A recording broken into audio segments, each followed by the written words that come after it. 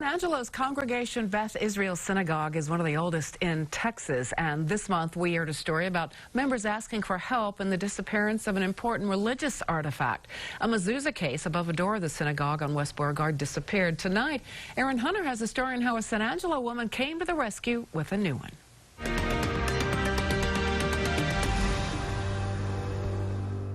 Congregation Beth Israel was in desperate search of their mezuzah last week after it was stolen, but one kind woman saw their story and reached out with a solution that has an amazing backstory. It immediately came over me, your dad's mezuzah, you must give it to them. Roseanne Horn's late father was a buyer of fine china and glassware who traveled to New York when he became friends with a group of Jewish men. Later, the men would invite him to synagogue and gift him a mezuzah of his own. I really feel like this mezuzah was given to my dad by this friend 47 years ago so it could come home here where it's supposed to be.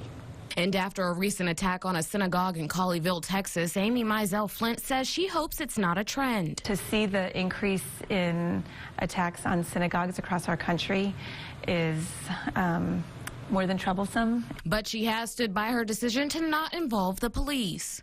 Somebody taking the mezuzah from our synagogue here in San Angelo, I really feel like was an act of ignorance more than an act of hate. The congregation was extremely grateful for Horn's donation, even honoring her at synagogue. We actually had the congregation read a verse that's written in the mezuzah.